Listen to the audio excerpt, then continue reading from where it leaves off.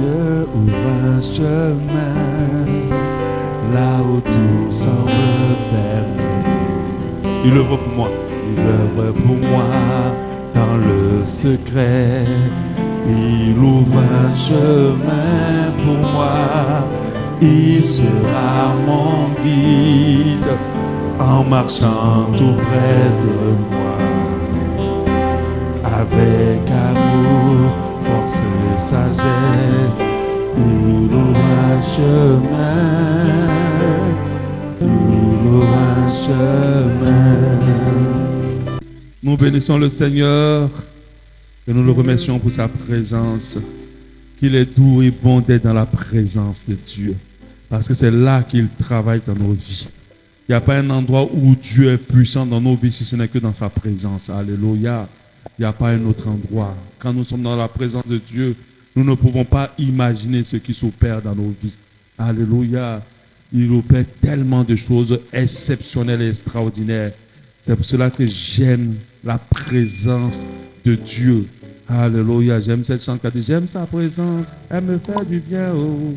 Ça, c'est vraiment quelqu'un qui a goûté à sa présence. Alléluia. Amen.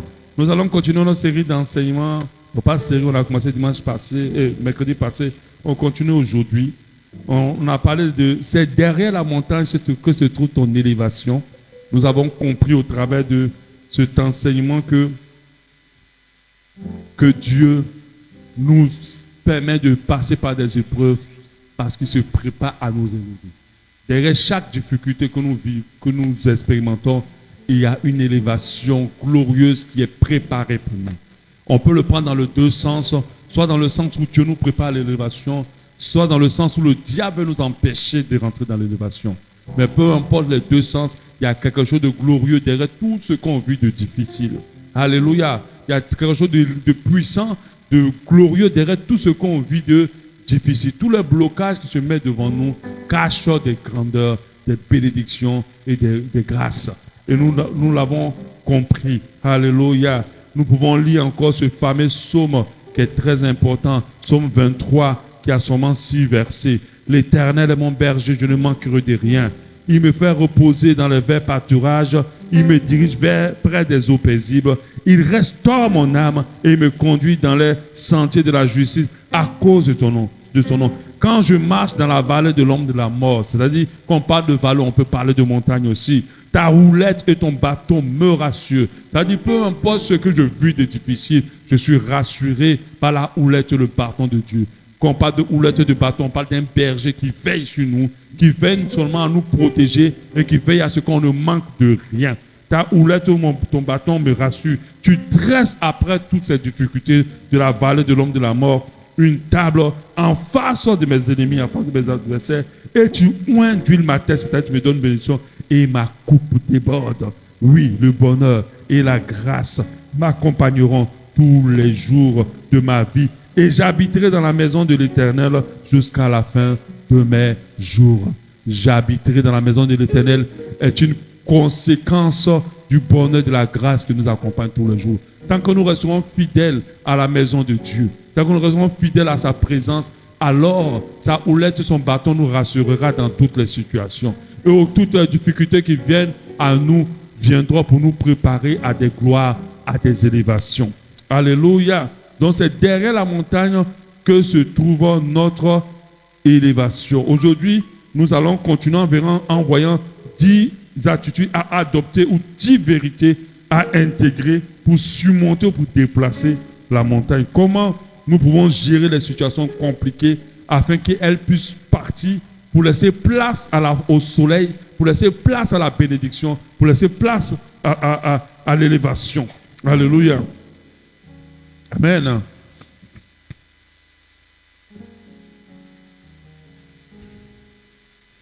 Amen. Donc nous allons continuer. Nous avons compris qu'après chaque situation, Dieu se lève pour nous, pour ceux qui restent fidèles. Après chaque situation, Dieu se lève et il menace la tempête, il menace le vent et nous donne la victoire. Aujourd'hui, nous allons voir comment se comporter, quelle attitude adopter pour que la montagne se déplace, pour surmonter la montagne. Parce que la parole de Dieu, si on a la foi comme un craint de s'élever, on dira cette montagne, déplace-toi, jette-toi dans la mer, et elle le fera. Donc, quelle attitude nous pouvons avoir 10 attitudes adoptées pour remporter la victoire sur une épreuve, pour remporter le défi d'une épreuve, pour le défi d'une épreuve. Alléluia. Pour ouvrir la porte qui est fermée, pour avoir accès à la bénédiction de Dieu. Rappelons-nous qu'une épreuve n'a d'utilité que de nous préparer à une bénédiction. Dieu s'en sert pour façonner ses enfants, mais il s'en sert pour les bénir aussi. Après la tempête, pour un enfant de Dieu, vient toujours le bon temps. Amen. Non. Mais nous devons comprendre que la tempête, elle est censée n'est pas là pour durer. Elle dure parfois lorsqu'on n'a pas compris comment se comporter lorsque la montagne se place devant nous. Alors, c'est ce qu'on va comprendre aujourd'hui. On va partir directement à l'attitude 1. L'attitude 1, je l'ai dit tout à l'heure pendant qu'on chantait, chercher Dieu où il se trouve. Chercher Dieu où il se trouve. Généralement, quand on est dans des situations complexes, on court ici, on court là, on fait ça, on jeûne, on fait les choses. Oui, c'est bon, on peut jeûner. Ça peut être une attitude de chercher Dieu, mais jeûner puis chercher Dieu, c'est deux choses différentes. Alléluia. Parce qu'il y a la grève de la faim et puis il y a chercher Dieu. Il y a le fait qu'on se lève toute une journée, on ne mange pas, sans prendre du temps dans la présence de Dieu. Puis il y a le fait que même si on ne jeûne pas, on prend du temps dans la présence de Dieu. Et même si on jeûne, que cela nous amène dans la présence de Dieu. Chercher Dieu où il se trouve, c'est très, très important. Alléluia. Moi, j'ai pour habitude, lorsque je sens que là, je suis saturé par la situation, là, je ne sais plus comment faire. Là, elle commence à vraiment me tirer vers l'angoisse parce qu'il y a des sentiments où il y a des états que je ne laisse jamais développer dans ma vie. Je n'ai jamais développé les états de stress. Je ne laisse jamais développer les états d'angoisse. Je ne laisse jamais développer les états d'inquiétude. Ça, c'est ça des trois choses que je ne laisse jamais développer. Dès que je sens que ça commence à avoir plus de force sur moi, c'est la présence de Dieu dès 4 heures du matin, dès 5 heures du matin. Immédiatement. Et généralement, et je dirais presque à tout temps, cette situation descend avant la fin de la journée ou bien les 2-3 jours qui vont suivre. Alléluia. Cette situation descend toujours. Je ne vais pas rester là à développer. Il y a des gens qui aiment développer l'inquiétude, qui aiment développer l'angoisse, qui aiment utiliser leur cerveau pour réfléchir à leurs problèmes au lieu de réfléchir à la solution ou à la grandeur du Dieu qui est élevé au-dessus de leurs problèmes. Alléluia. Donc je ne l'ai jamais développé. Dès que je sens que ça commence à vouloir me dépasser ou ça commence à me prendre un peu la tête, alors je sais que je dois chercher Dieu là où il se trouve. Et Dieu ne se trouve pas ailleurs. Il se trouve où ça? Dans sa présence. Il se trouve encore où ça? Dans sa parole. Il se trouve encore où ça? Il y a un troisième endroit où il se trouve. Hein? Il siège dans la louange et l'adoration. Alléluia. Et il y a un quatrième endroit où il se trouve. Hein? Non. Au milieu de son peuple. Alléluia. Il se trouve, il dit là où 2-3 personnes sont assemblées au nom de Jésus, je suis présent. Donc, des fois, se retrouver là pour passer du temps dans la présence de Dieu, c'est important. Dieu se trouve là. Il se trouve dans la louange de l'adoration. Il se trouve dans sa parole. Il se trouve dans sa présence. Alléluia. Donc, cherchez Dieu là où il se trouve. Ésaïe 55, 6 dit, cherchez l'Éternel pendant qu'il se trouve. Invoquez-le tandis qu'il est prêt. C'est important pour nous. L'attitude que nous devons avoir lorsque les choses deviennent très difficiles pour nous, c'est de chercher Dieu là où il se trouve. Vous qui n'aimez pas votre temps en train de réfléchir à vos problèmes, jusqu'à vous maigrissez, jusqu'à vous devenez désagréable, faites très attention. Ça ne va pas changer le problème. Au contraire, ça va lui donner plus de force. Et c'est comme ça que les montagnes subsistent et durent dans la vie de beaucoup de personnes. Parce qu'ils savent plus réfléchir que de chercher Dieu là où il se trouve. L'attitude que tu dois avoir, cherche Dieu là où il se trouve. Notre Dieu est fidèle. Celui qui le cherche, le trouve toujours. Amen. Il ne se cache pas de celui qui le cherche. Donc, cherchez Dieu là où il se trouve. La Bible nous dit encore, 1 Roi 19, 11. L'Éternel dit, sors et tiens-toi dans la montagne devant l'Éternel. Et voici, l'Éternel passa et devant l'Éternel eut un vent fort et violent. On a vu cette histoire-là, je crois que c'est avec Élie. Amen. Et après, on a dit, après le tremblement de terre, il y a eu le feu, il y a eu le vent. Et après tout cela, on dit, quand Élie l'entendit, il s'enveloppa le visage de son manteau et il sortit. Quand il a entendu ce murmure doux et léger, il a entendu Dieu. Il s'enveloppa et s'était à l'entrée de la caverne. Et voici la voix lui fut adressée ces paroles. Que fais-tu ici, Élie? Alléluia. Cherchez Dieu là où se trouve. Je vous assure, si tu te lèves à 4 h du matin, à 3 h du matin, à minuit ou à 2 h, et tu dis à Dieu, j'en peux plus de cette situation. Vraiment, je veux que tu m'aides. Ça commence à me prendre la tête. Je ne veux plus réfléchir aux solutions pendant que j'ai un Dieu aussi grand comme toi. Je t'en supplie, apaise-moi. Sors-moi de cette situation. Et tu pries, tu demandes à Dieu d'intervenir. Et parfois, quand c'est très chaud, couche-toi face contre terre et demande à Dieu d'agir. Quand tu es dans une situation où tu sens que là, tu es désarmé de se désarmer, alors prends la posture d'une personne désarmée. Couche-toi face contre terre et invoque ton Dieu. Alléluia. Et tu verras comment la situation va se minimiser. Non seulement, il va te communiquer sa paix. Il va te communiquer son assurance. Il va permettre à ce que tu ne sois plus angoissé. Et en 2, tu vas voir que la solution te trouvera. Et que la situation sortira de là. 2, comprendre que la tempête est passagère. Comprendre que ce que tu es en train de vivre là va prendre fin. Le réaliser, le croire dans ton esprit. Le comprendre sérieusement que ça prendra fin. Récemment, on était en train de préparer notre formation sur Port-Gentil. Et il y avait beaucoup de Port-Gentil sur Mwanda, des formations qu'on devait faire. Et il y avait tellement de complications. J'avais tellement de complications. Et ma femme a commencé à stresser. Elle dit, mais on fait comment? Les gens nous compliquent. Je ne sais pas, je ne sais. Je le dis. Jusqu'à aujourd'hui, on n'a jamais organisé un événement ou un truc où Dieu nous a lâchés. Elle dit, oui, c'est vrai, je m'en rends compte. Il dit, il ne faut pas oublier. À chaque fois qu'on a fait quelque chose, Dieu a toujours permis à ce que ça réussisse. Dieu a toujours permis qu'on se trouve face au soleil. Il dit, regarde comment il coordonne nos vies. Est-ce qu'on peut douter encore qu'il va nous lâcher aujourd'hui? Alléluia. Deux fois, même quand vous sentez que demain il n'aura pas à manger, ce soir la solution de la nourriture est trouvée. Ça nous arrive tous. Je dis à ma femme, jusqu'à aujourd'hui, Ebenezer, Dieu nous a toujours secourus. Jusqu'à aujourd'hui, Dieu nous a toujours secourus. Il dit, ce n'est pas maintenant qu'il va nous lâcher pendant qu'il est en train de nous élever. Alléluia. Et c'est là que ça l'a pesé. Et puis, le jour qu'on suit, la solution se réglait. On l'a appelé, on a dit, on a une salle pour vous. On l'a appelé, on regarde les inscrits parce qu'elle avait à peine 28 inscrits, 80 inscrits. On regarde les inscrits. En un jour, c'est parti à 400 inscrits. Je dis, il ne faut pas t'inquiéter. L'inquiétude n'est pas pour nous. L'inquiétude est pour Dieu. Alléluia. On doit lui donner ça. Nous, on doit garder l'assurance et la foi. Donc, nous devons comprendre que ce que nous vivons va passer. Comme tous les autres problèmes qui sont passés. Que ce soit une maladie, que ce soit des finances, que ce soit une situation, que ce soit une mésentente, que ce soit un problème de couple, tout cela va passer. Parce que le Dieu qui est avec nous est très puissant. Et si tu mets dans ton esprit, moi, je me projette à la fin de la situation. Je me projette à la fin de la situation. Et Exode 14, 13, Moïse répondit au peuple, ne craignez rien, restez en place et regardez la délivrance que l'Éternel va vous accorder en ce jour. Car les Égyptiens que vous voyez aujourd'hui, vous ne les verrez plus jamais.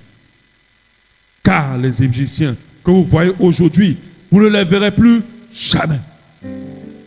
Ce que tu es en train de voir qui s'assoit sur toi, qui est en train de danser sur toi, sache que c'est momentané. Ça va s'arrêter un jour. La victoire sera ton partage. Au nom précieux de Jésus. Alléluia. 3, l'attitude 3. Comprendre que cette tempête n'est pas pour notre mal et ne nous détruira pas. Ne crains pas le pire. Pire. Il faut comprendre que ce que tu vis là, ce n'est pas pour te détruire.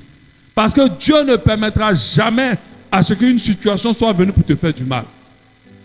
Quand tu le réalises, la situation n'est plus un danger dans ton cœur. Parce que c'est parce que nous savons qu'on est en danger, qu'on est angoissé. C'est parce que nous croyons qu'on va perdre quelque chose qu'on est angoissé. Quand ma femme était en train de s'inquiéter, elle dit, si on ne nous donne pas cette salle, on nous donnera quelque chose de plus glorieux. Alléluia. Si on ne me donne pas ce travail, c'est qu'il y a quelque chose de plus glorieux derrière qui m'attend. Quand un enfant de Dieu commence à comprendre ça, il ne fait pas de focus sur ce qu'il veut. Il s'attend à Dieu. Il fait ce qu'il a à faire et puis il sait que Dieu donnera ce qu'il lui faut. Alléluia. Donc comprendre que la tempête là, ça ne va pas te blesser, ça ne va pas te faire de mal. Ta vie ne va pas finir dans la pauvreté, ta vie ne va pas finir dans la ruine, ton mariage ne va pas être détruit. Alléluia. Ton travail ne sera pas détruit. Tu ne vas jamais te retrouver à la rue. Combien de fois on a pensé qu'on va se retrouver à la rue? Ça fait maintenant des années qu'on n'est pas à la rue. Au contraire, maintenant notre condition de maison change. Et bientôt on va construire nos maisons. Alléluia. Combien de fois on a cru que le propriétaire va venir nous chasser? Mais on n'a jamais quitté une seule maison sans payer tous nos loyers. Jamais. Mais vous aussi, on doit vous tirer les oreilles quand vous vivez dans des situations. Rappelez-vous de ce qu'il a déjà fait. Combien de problèmes qui sont passés. Et toutes ces situations ne sont pas là pour nous détruire. Notre Dieu nous dit en Matthieu 7, 9, quand tu réalises que ça ne va pas te détruire, tu as de l'assurance. Tu as la force. Quand tu réalises que tu arriveras à destination malgré tout ce qui se passe, tu as l'assurance et tu as la force. Et la montagne se rapetit. Alléluia. Matthieu 7, 9. Lequel de vous donnera une pierre à son fils s'il lui demande du pain? Ou s'il lui demande un poisson, lui donnera un serpent? Si donc méchant comme vous l'êtes, vous savez donner de bonnes choses à vos enfants, à combien plus forte raison votre Père qui est dans le ciel donnera-t-il de bonnes choses à ceux qui le lui demandent? Amen. Deux fois, c'est quand on ne réalise pas le Dieu qu'on prie, on s'inquiète pour tout. Alléluia. Si ça n'a pas marché pour ça, sache que ça marchera pour quelque chose de plus grand. Et ce qui est en train d'arriver de difficile, sache que ça passera. Alléluia. Ça va passer. Et il ne faut pas craindre le pire.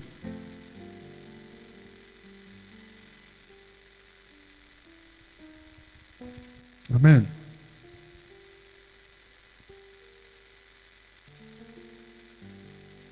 Quatre. On garde du temps. Comprends que nous avons assez de force pour surmonter l'épreuve et que nous sommes équipés pour y arriver et que nous y arrivons. Il faut comprendre que tu es assez fort pour tout ce qui t'arrive. Il faut comprendre que même si la chose semble être terrible, tu es équipé de la force de Dieu. Il faut toujours dire, je puis tout par celui qui me fortifie. Sache que tu as la force d'y arriver. Sache que tu y arriveras. Parce que 1 Corinthiens 10, 13, la Bible dit qu'aucune épreuve, il n'a permis à ce que nous soyons tantôt au-delà de nos forces. Mais avec chaque épreuve, avec chaque tentation, il a trouvé un moyen d'en sortir. Ça veut dire que Dieu t'amène un problème avec déjà la solution. Et quand tu le réalises, tu peux surmonter la montagne. Mais quand tu ne le réalises pas, tu peux durer dans le problème. Alléluia. Quand il a sorti le peuple d'Égypte, son peuple d'Égypte, et qui voulait l'amener en terre promise, leur problème où ils ont péché, malgré toute la puissance de Dieu manifestée, ils ont oublié que le Dieu qui les a fait sortir de là est puissant. Vous savez, ce qui fait des fois durer la montagne, c'est quand nous oublions que le Dieu qui est dans nos vies est puissant. De 40 jours, ils sont passés à 40 ans. De 40 jours de marche, ils sont passés à 40 ans. Parce qu'ils ont oublié que le Dieu qui les a sortis, il n'est pas un petit Dieu. Alléluia. Donc nous devons comprendre que ce qui nous arrive, nous sommes plus forts que ça. Nous sommes plus équipés que ça. Aujourd'hui, j'avais donné un petit enseignement sur je n'ai pas donné ici, mais c'était une capsule que j'avais faite. Et j'ai parlé de la dépression au niveau des enfants de Dieu. Est-ce que vous savez qu'il y a des chrétiens qui dépriment? Est-ce que vous savez qu'il y a des chrétiens qui sont victimes de dépression? Normalement, ce n'est pas normal. Un enfant de Dieu ne peut pas être dépressif, ni être victime de dépression. Quand un enfant de Dieu arrive à ce stade-là, je pense qu'il n'est pas très conscient du Dieu qu'il sert. Il ne réalise pas à qui il a donné sa vie. C'est un enfant de Dieu qui est conscient, qui est beaucoup plus conscient de la réalité de sa vie, qui a beaucoup plus de conscience en sa réalité. Alléluia. Que à la puissance du Dieu qu'il sert. Et ça, il faut faire très attention. Si tu es plus conscient de ta réalité, tu peux tomber dans la dépression. Mais si tu es conscient du Dieu que tu sers, tu comprends que tout ce qui t'arrive est pour ton élévation et Dieu va se glorifier. Alléluia. Tu es équipé pour surmonter cette situation. Tu as la force pour ça. 5. Comprendre que le but de cette épreuve de la part de Dieu, Comprendre plutôt le but de cette épreuve de la part de Dieu, comprendre la leçon. Vous savez, tant que tu ne comprends pas pourquoi tu passes par une situation, tant que tu ne réalises pas le but pour lequel Dieu te l'amène, c'est parfois difficile que l'épreuve de la situation parte. Dieu peut amener cette épreuve pour te donner plus de foi, pour travailler ta foi. On ne peut pas rendre quelqu'un, on ne peut pas faire grandir quoi que ce soit sans le prouver. C'est impossible. Notre foi ne peut pas être grand sans épreuve. C'est impossible. C'est parce que Dieu nous a une fois secourus que nous croyons en Dieu. Si Dieu ne nous avait jamais secourus, si à chaque fois on n'a pas d'échec en échec, en échec, en échec, on ne peut pas avoir la foi. Alléluia. Si toutes nos situations crachent, et si à chaque fois on rate, on ne peut pas avoir la foi. C'est parce que Dieu nous a déjà secourus à plusieurs reprises que nous croyons qu'il est puissant aujourd'hui. Il faut comprendre le but de cette épreuve. Si tu comprends pourquoi tu passes par telle situation et pourquoi tu passes, quelle est la leçon que Dieu veut te transmettre, tu peux raccourcir l'épreuve, tu peux déplacer la montagne. Alléluia. Dieu peut faire beaucoup de choses facilement, mais je ne sais pas pourquoi des fois il est compliqué. Mais en réalité, il est compliqué parce qu'il a quelque chose à nous transmettre. Alléluia. On peut amener les enfants de CP1 au CP2 sans problème, ou de la 6e, du CM2 en 6e, sans problème. Mais pourquoi on veut les faire passer une épreuve? C'est parce qu'on veut qu'ils comprennent pour ce qu'on veut qu'ils comprennent pour avancer. On ne veut pas que demain ils arrivent en médecine et qu'ils tuent les gens dans les hôpitaux. Il faut qu'ils comprennent ce qu'on leur apprenne. On l'apprend. Mais comment on fait pour leur faire qu'ils comprennent? On les fait passer par les épreuves. Alléluia. Parce que si on n'est pas sûr qu'ils ont compris, en les éprouvant, on peut faire des personnes qui vont tuer des gens dans les hôpitaux. On peut faire des personnes qui vont cracher des avions. Alléluia. De la même manière, le pauvre, nous les hommes, nous les utilisons pour nous rassurer que ceux qui évoluent ont compris ce qu'ils doivent comprendre. Sache que Dieu utilise le pauvre pour te faire comprendre des choses importantes de ta vie qui vont te préparer pour l'élévation qu'il prépare pour toi. Parce que si tu amènes à cette élévation, c'est que tu n'as compris toutes les leçons qu'il a transmises dans les épreuves. Cette élévation va te détruire. Cette élévation va te détruire. Alléluia. Cette élévation va te détruire. Des fois, il utilise cette épreuve-là juste pour ne pas que tu ailles là, mais que tu ailles plutôt là. Il bloque. Des fois, par l'épreuve, Dieu t'empêche d'aller là où il ne faut pas. Amen. Parfois, par l'épreuve, il t'empêche d'aller là où tu ne dois pas aller. Et tu dois comprendre que, tout ce qui est en train de m'arriver, en fait, ce que je comprends, Dieu ne veut pas que j'aille là, mais que j'aille plutôt là-bas. Proverbe 16, 4. L'Éternel a tout fait pour un but, même le méchant pour le jour du malheur. C'est un verset certainement pour quelqu'un. 1 Pierre 5, 10. Le Dieu de toute grâce qui vous a appelé en Jésus à sa gloire éternelle, après que vous aurez souffert un peu de temps, vous perfectionnant lui-même, vous affermira, vous fortifiera, vous rendra inébranlable. Donc Dieu, par l'épreuve, il a un but. Et si tu comprends ce but, mon frère, ma soeur, tu vas aller loin. Tu vas aller quelque part. Alléluia. 6. Discipliner ses pensées.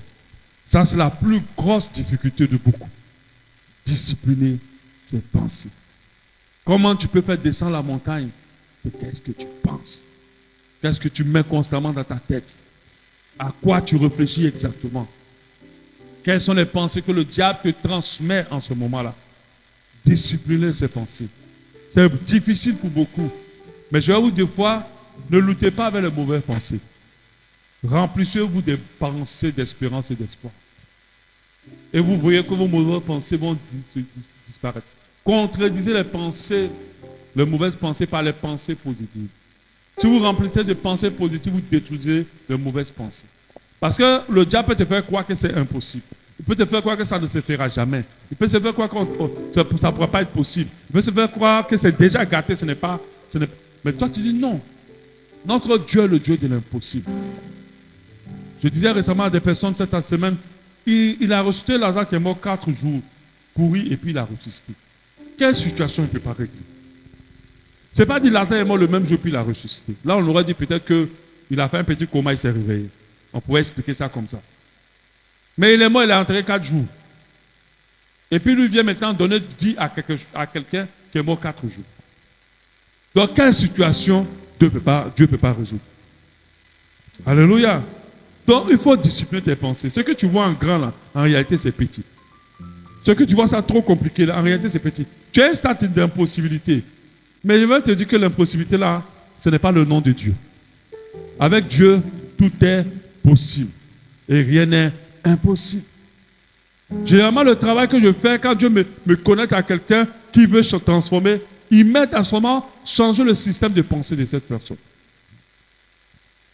Et quand je change le système de cette pensée, quand Dieu m'utilise pour ce système de pensée, naturellement, comme un scientifique l'a dit, je pense, donc je suis. Il n'a pas inventé cette chose, il a seulement découvert un principe de Dieu. De la manière que tu penses de ta vie, c'est comme ça aussi cela s'applique en toi. Si tu es dans la crainte, il dit ce que je crains, c'est ce qui m'arrive, ce que je redoute, c'est ce qui m'atteint. Donc si tu es en train de redouter, tu es en train de craindre, mais tu es en train d'attirer à toi ce que tu crains et ce que tu redoutes. Donc il faut discipliner les pensées. Même si la situation semble être finie et que les gens disent c'est fini, sache que notre Dieu a ressuscité quelqu'un qui est mort 4 jours. Dans quelle situation il ne peut pas régler? Alléluia. Il peut régler toutes les situations. Il n'est limité en rien. Donc même quand c'est fini, et quand ce n'est plus bon, continue à espérer et en croire en Dieu. Il est capable de le faire. Philippiens 4, 8, au reste, frère, que tout ce qui est vrai, que tout ce qui est honorable, que tout ce qui est juste, que tout ce qui est pur, que tout ce qui est aimable, que tout ce qui mérite l'approbation, que tout ce qui est vertu, tout ce qui est digne de louange, soit l'objet de vos pensées. Il faut discipliner. Ne fatiguez pas le cerveau. Vous savez, après qu'on grandit, on a les tensions, on a les AVC. Là, le cerveau, c'est un appareil. À chaque fois que vous pensez, il travaille. Surtout quand vous prenez le temps de penser. Il a besoin d'apaisement. Et il y a des substances qui dégagent à chaque fois que vous êtes dans l'angoisse et dans la crainte. L'angoisse est définie de manière chimique. On appelle ça une hormone, une substance qui est dégagée dans ton cœur quand tu es angoissé. C'est quelque chose qui est dégagé dans ton cœur, mais qui est déclenché par une mauvaise pensée. Alléluia. C'est pour ça que quand quelqu'un est effrayé, son cœur bat vite. Il bat vite pourquoi? C'est parce qu'il y a quelque chose qui a été libéré. Et toutes ces substances qui sont libérées, je l'ai vu sur Internet avec un scientifique qui a dit, toutes les substances sont libérées par la colère, par la peur, par l'angoisse, par la crainte, par les inquiétudes. Ce sont des substances nocives pour notre santé. Et ces substances, après, détruisent nos santé. C'est pour ça que les gens qui sont beaucoup dans la négativité attirent à eux beaucoup de maladies. Le temps que tu penses ne changera aucunement ta situation. Il faut discipliner. À chaque fois que le diable t'amène dans l'angoisse, tu dois lui rappeler le Dieu que tu sers. Et tu dois lui rappeler que c'est le Dieu de l'impossible, il est capable de le faire. Et moi, je ne suis pas en train de vous enseigner quelque chose que je ne fais pas. C'est comme ça que je fonctionne. Je ne suis jamais effrayé. Je n'ai jamais peur. Parce que bon, de l'avion, c'est l'avion là jusqu'aujourd'hui, je n'ai pas compris. Mais je sais que c'est mes pensées. J'arrive pas, mais je sais que c'est mes pensées. Parce que quand je monte dedans, l'avion a beaucoup de bruits différents. Donc, à un moment, le bruit, tu n'entends plus rien. Tu te dis, ah, ça, le moteur là, c'est son éteint. Tu vois, c'est les pensées. Ça, le moteur est éteint. Tu vois. Après, tu entends, vous arrêtez longtemps. Après, un moment, tu entends, ça coupe. Après, tu dis, ah, là, le moteur là s'est arrêté. Le moteur là s'est arrêté. Tu vois, c'est la pensée. Et puis tu es là, ton cœur en l'air, tu es là comme ça. Or qu'il n'y a rien. Est-ce que vous savez que l'avion, il plane? À un moment donné, ils arrêtent le moteur et l'avion plane. Mais malgré que tu sais tout ça là, les pensées là, c'est Dieu. Alléluia. Que Dieu nous donne la force. Parce que des fois, on a la volonté de ne pas laisser les pensées nous dominer. Mais parfois, c'est très difficile de prendre le dessus sur les pensées. Mais comme tu le sais aujourd'hui, comme nous le savons, veillons. 7. Très important le 7. Veillez à ce que vous dites, à vos paroles, quand vous êtes face à une montagne. Veillez.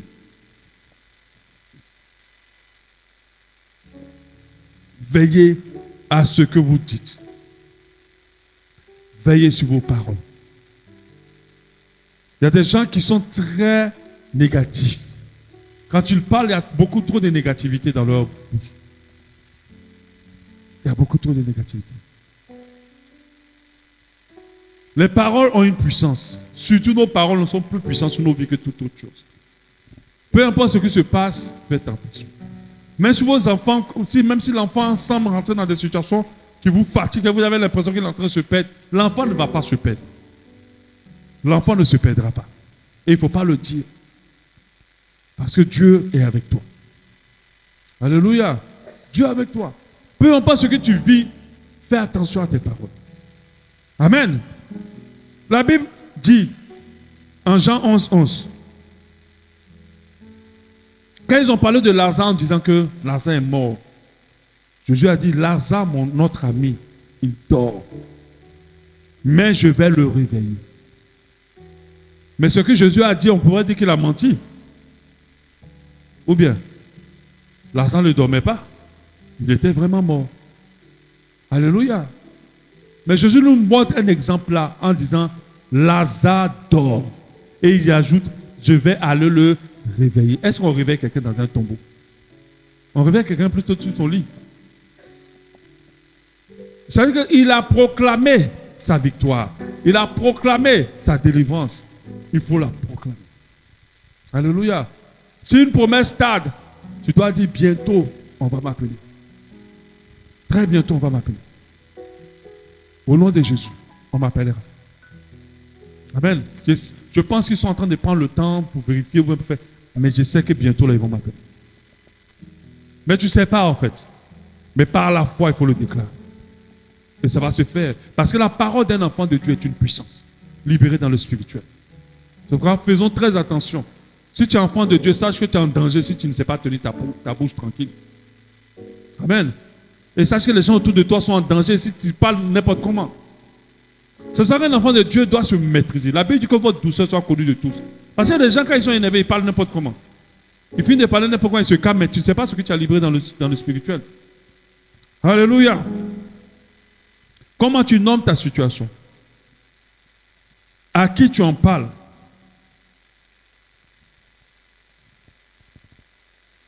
Alléluia. À qui tu en parles? Si ce que tu vis, c'est un ennemi qui est derrière, comment tu parles de cet ennemi? C'est très important. Alléluia. Faisons très attention à ce que nous disons. 8. Gardez son cœur plus que toute autre chose. On ne peut pas parler de pensée sans parler de cœur. Le cœur est étroitement lié à la pensée. La pensée a une influence sur le cœur. Tu ne peux pas avoir la peur dans ton cœur s'il n'y a pas la pensée de crainte. Il n'y a pas une pensée de crainte qui alimente ça.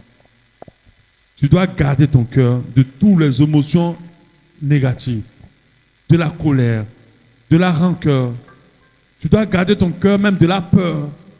Tu dois garder ton cœur de tout ce qui est négatif. Parce que la Bible dit que en Proverbe 4, 23, garde ton cœur plus que toute autre chose, car c'est de lui que viennent les sources de la vie. Ne médite pas de vengeance, ne médite pas de colère, ne sois pas angoissé.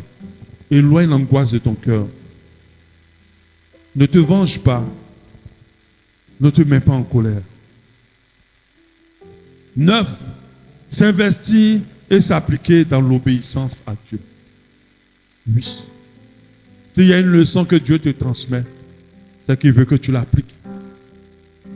Des fois, la leçon de beaucoup d'entre nous, qui fait que les épreuves sont des fois multipliées, c'est juste parce que ce sont des personnes qui ont du mal à croire, à espérer en Dieu.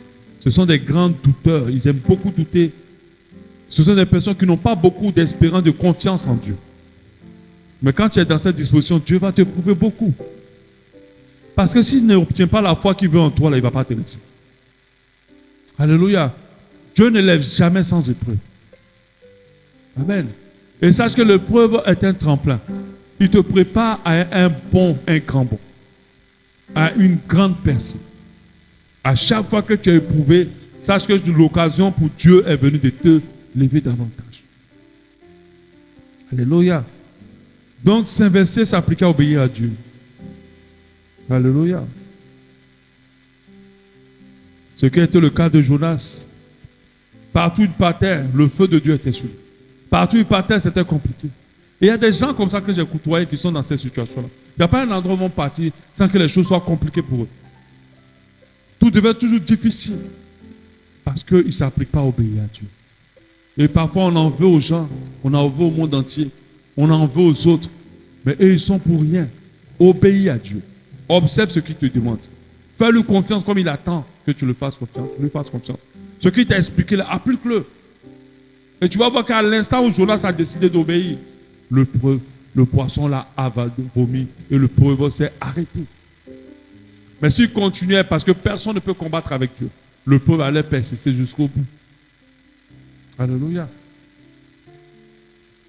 Ce n'est ni par nos propres forces, ni par notre puissance qu'une montagne peut se déplacer. C'est là par la puissance de Dieu. Alléluia.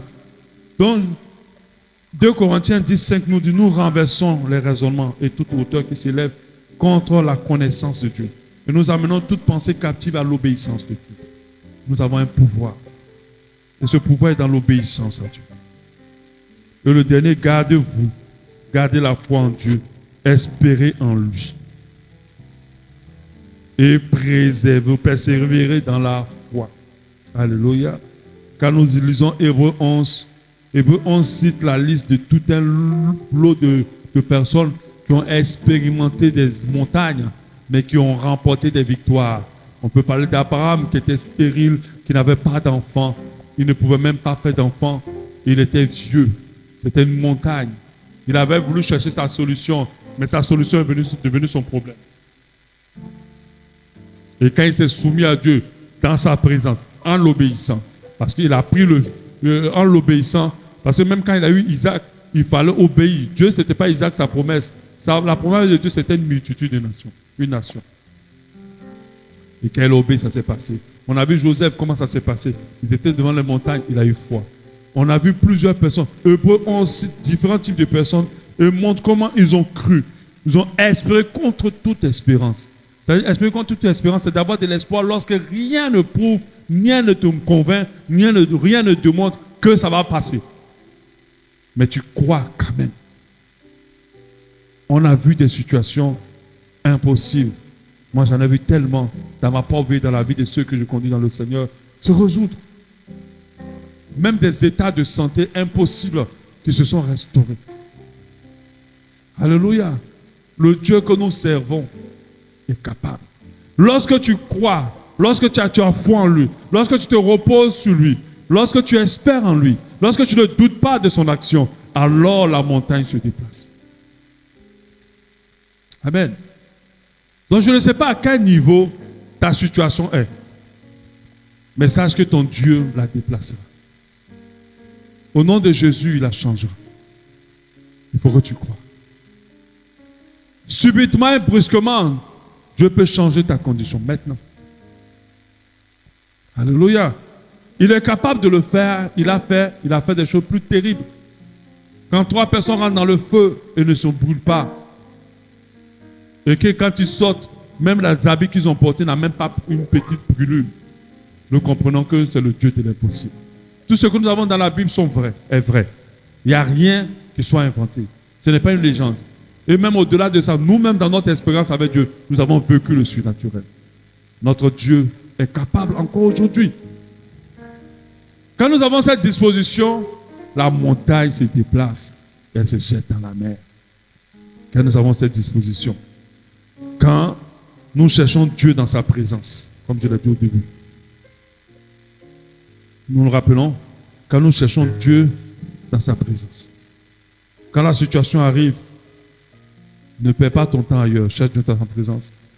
Quand nous comprenons que cette tempête, ce que nous vivons va passer, et que nous avons la conviction que ça ne va pas durer, que ce soit une maladie, que ce soit peu importe la situation, quand nous savons que cette tempête n'est pas pour notre mal, et que nous ne devons pas craindre le pire, ça ne va pas nous détruire, quand cette montagne n'est pas venue pour nous détruire, quand nous comprenons que nous avons assez de force, nous sommes équipés pour prendre le dessus.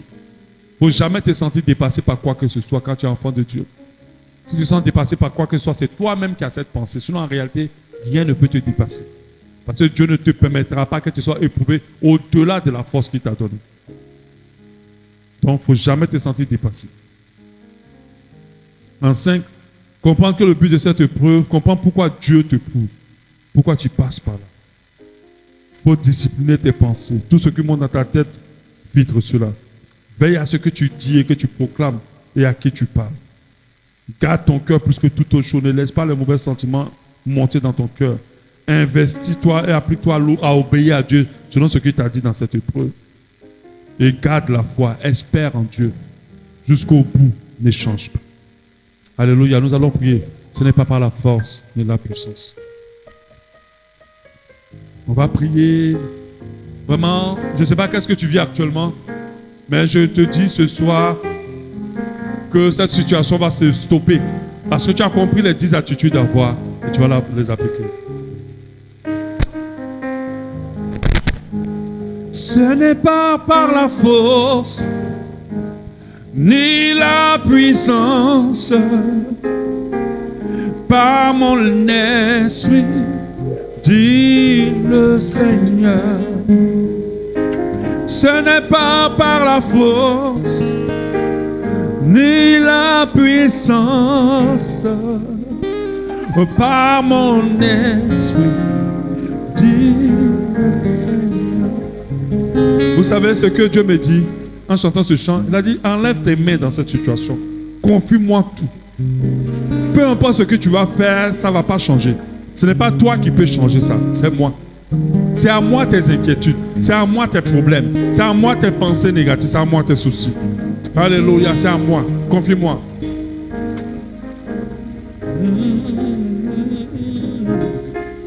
On va le dire ensemble. Ce n'est pas par la force.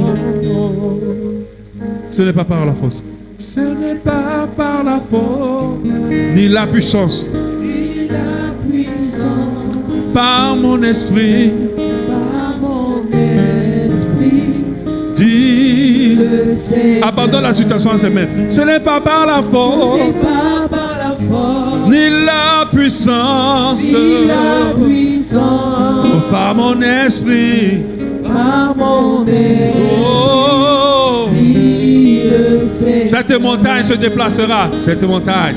Cette montagne Hey. se déplacera. Est-ce que tu peux crier avec moi? Cette montagne se déplacera. Cette montagne se déplacera.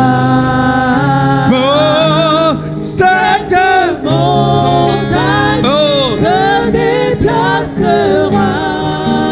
oh, par mon esprit. Est-ce que tu peux le déclarer encore? Cette montagne. Montagne se déplacera. Je ne sais pas c'est laquelle est la grandeur, mais ça va se déplacer. Cette montagne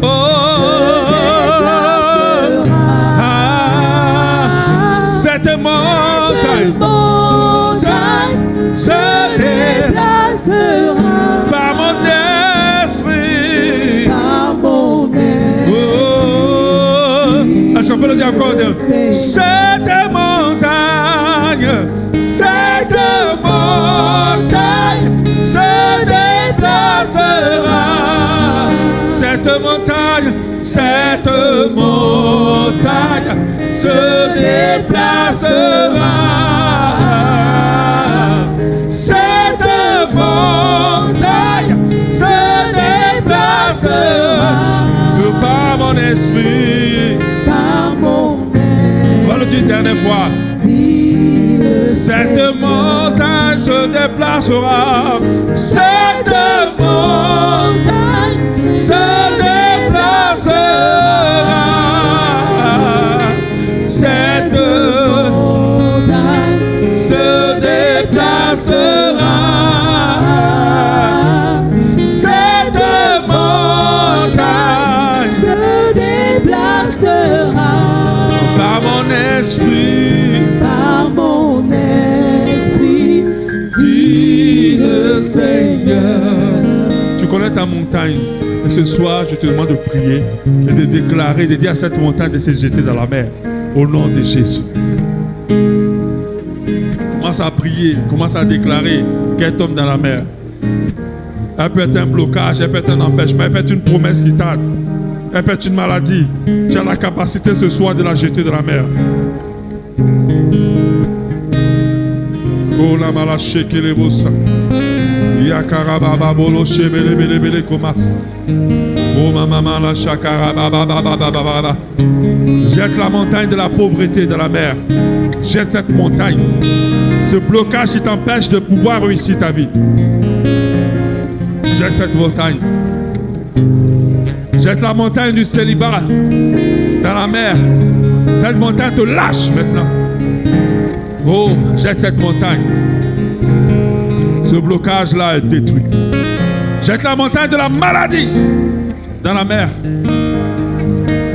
Parce que notre Dieu a ressuscité un mort de 4 jours. Il t'apporte la guérison.